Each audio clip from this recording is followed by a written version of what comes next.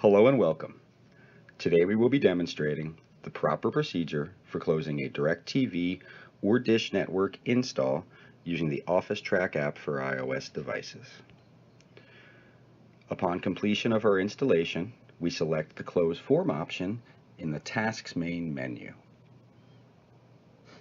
We are then presented with our DirecTV or Dish Network Close Form.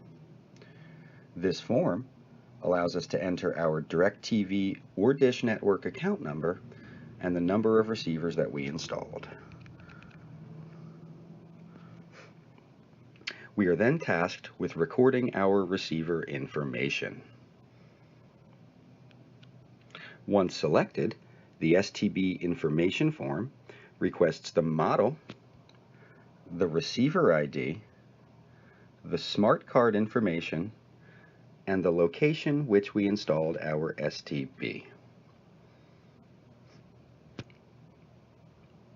If we have installed multiple receivers, we will use the next form arrow in the bottom right-hand corner of the screen to enter the information from the remaining receivers.